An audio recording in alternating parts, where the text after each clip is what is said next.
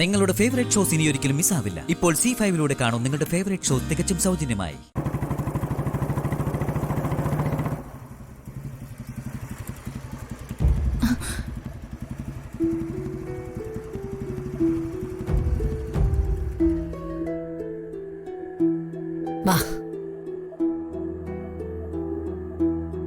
അവര് തിരിച്ചു വന്നതാണോ?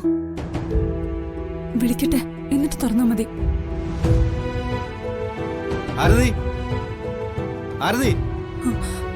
അവര് തന്നെയാ, പോയി തുറക്ക്.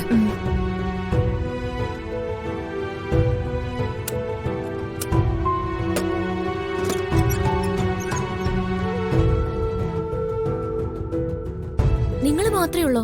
പ്രസാദേട്ടൻ എവിടെയാ? അവിടെ ഡിവൈഎസ്പിയുമായിട്ട് സംസാരിച്ചോണ്ടിരിക്കുക. ഞങ്ങളോട് പോയിക്കോളാൻ പറഞ്ഞു. അപ്പോ കേസിന്റെ കാര്യോ?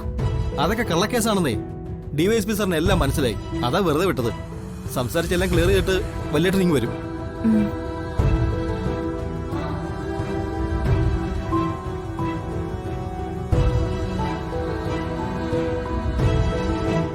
അല്ല, അഞ്ജലി എവിടെ? ഞാനും അതാ നോക്കിയത്. ഏട്ടത്തി എന്തായാലും കിടന്ന് ഉറങ്ങിയൊന്നുമല്ലല്ലോ. എവിടെ പോയി ആള്? ചോദിച്ചു കേട്ടില്ലേ അഞ്ജലി ചേച്ചി എവിടെയെന്ന്? ചേച്ചി പോയി.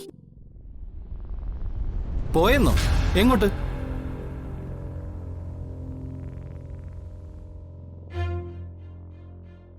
എന്താ നിങ്ങൾ മറക്കാൻ ശ്രമിക്കുന്നത്? ലക്ഷണം കണ്ടിട്ട് എന്തോ കള്ളത്തരം ഉണ്ടല്ലോ. അത് പറ, അഞ്ജലി ഏട്ടത്തി എവിടെ പോയി? ശരിയാ, ഇവരിവിടെ എന്തൊക്കെയോ മറച്ചു വെക്കുന്നുണ്ട്. ഈ വീട്ടിൽ നടക്കുന്ന എല്ലാ കാര്യങ്ങളിലും നമ്മൾ കാണാത്ത എന്തോ ഒരു കുഴപ്പമുണ്ട്. അത് ഇവർക്കറിയാം, ഉറപ്പാ. നിക്കടി ഇവിടെ.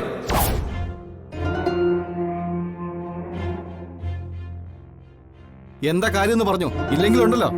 എനിക്ക് പറയാൻ സൗകര്യമില്ല. എന്ത് ചെയ്യും നിങ്ങള്? അടച്ചിന്റെ ചെവിക്കല് ഞാൻ പൊളിക്കും, കാണണോ? എങ്കിലടിക്ക്, കാണട്ടെ. വേണ്ട, ഞാൻ പറയാം. കുഞ്ഞോളെ വേണ്ട. പറയാം കുഞ്ഞേച്ചി.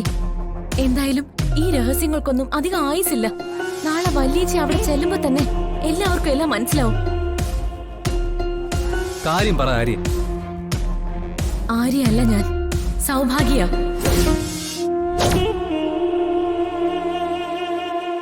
ഇത് ആരതിയല്ല, ദർശനയാ. അഞ്ജലി ചേച്ചിയുടെ യഥാർത്ഥ പേര് രാധയെന്നാ. തൃപ്പങ്ങോട്ടെ വാസുദേവന്റെ മക്കളാണ് ഞങ്ങൾ. സുഭദ്രാമയുടെ നേരെ അനിയത്തിമാർ.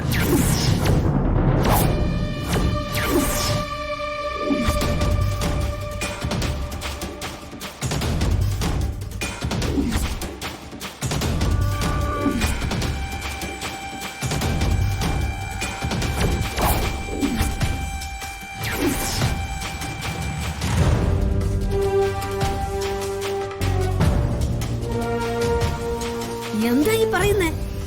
തൃപ്പക്കോട്ട രാജകുമാരികളാണോ നിങ്ങൾ? സാക്ഷാൽ വാസുദേവൻ അങ്ങത്തയുടെ പെൺമക്കൾ?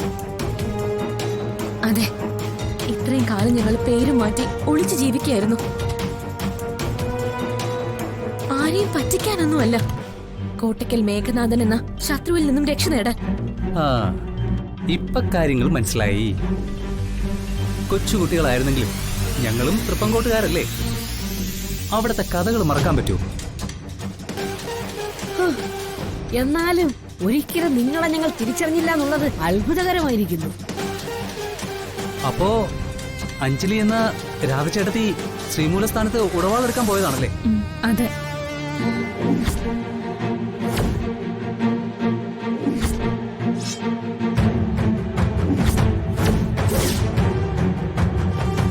സൂപ്പർ. ഹോ, നാളെ വേണം ആ ദൃശ്യം ഒന്ന് നേരി കാണാൻ.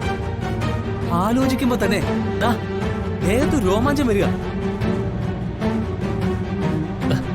നോക്ക്. എവിടെ? എന്നിട്ട് ഇവിടെ ഒന്നും കാണുന്നില്ലല്ലോടാ.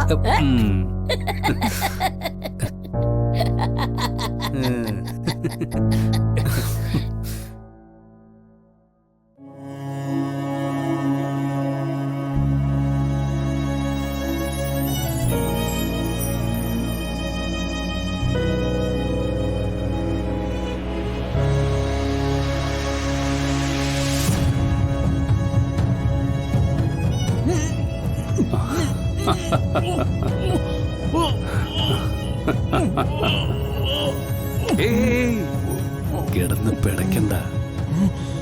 നിനക്കിനി ഇവിടുന്ന് രക്ഷയില്ലെന്ന് പറയാനാ നിന്നെ ഞാൻ ഇവിടുന്ന് ചവിട്ടി ഉണർത്തിയത്. കൂട്ടത്തില് ഒരു നല്ല കാര്യം പറയാനും. തൽക്കാലം നിന്നെ ഇവിടെ തനിച്ച് കഴിയാൻ വിടുക ഞാൻ. എന്റെ ഡ്യൂട്ടി ഇവിടെയല്ല, അങ്ങ് തൃപ്പങ്ങോട്ടാ.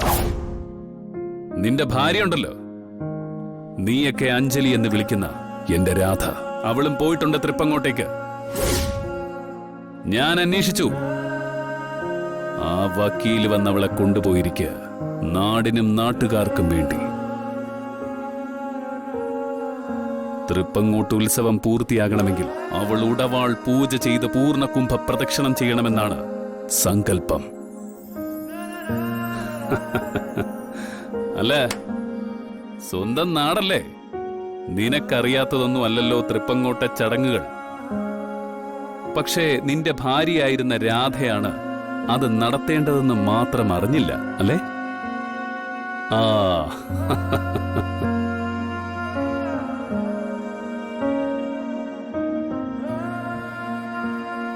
ശ്രീമൂലസ്ഥാനത്തെ ചടങ്ങുകൾ കഴിയുമ്പോൾ അവൾ സ്വന്തം ചേച്ചി സുഭദ്രയിരുന്ന സിംഹാസനത്തിന്റെ അവകാശിയാ.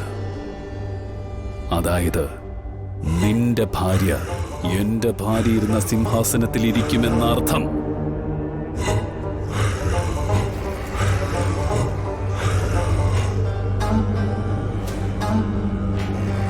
വേറൊരു തരത്തിൽ പറഞ്ഞാൽ തൃപ്പങ്ങോട്ടെ വരുംകാല അവകാശി എന്ന സ്ഥാനം ഇത്രയും കാലം എന്റെ മകൻ കാശിനാഥനായിരുന്നു.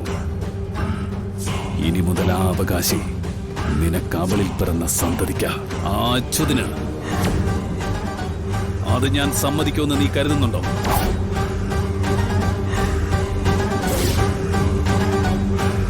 ഇല്ല, ഒരിക്കലുമില്ല, ഒരിക്കലും. നിന്നെ കൊല്ലാൻ തന്നെയാണ് എന്റെ തീരുമാനം. പക്ഷെ ഇന്നല്ല,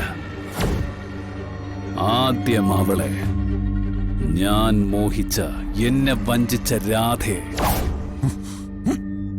പിന്നെ നിങ്ങളുടെ മകനെ, ആ അച്യുതിനെ.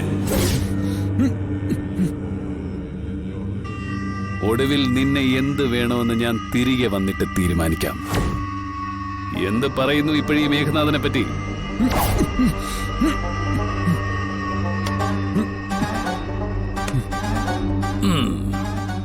നിനക്കൊരുപാട് വിഷമം കാണുമെന്ന് എനിക്കറിയാം. നിന്റെ ഭാര്യയും മകനും അല്ലേ മരിക്കാൻ പോകുന്നത്. ആർക്കായാലും ചങ്ക് പൊട്ടുന്ന വിഷമം വരും. പക്ഷെ എന്ത് ചെയ്യാം, ഇതൊഴിവാക്കാൻ ഒരു വഴിയുമില്ല. നിന്റെ വിധി അത് തന്നെ. ഡൗൺലോഡ് ചെയ്യൂ C5 ആപ്പ്. കാണൂ എല്ലാ എപ്പിസോഡുകളും സൗജന്യമായി.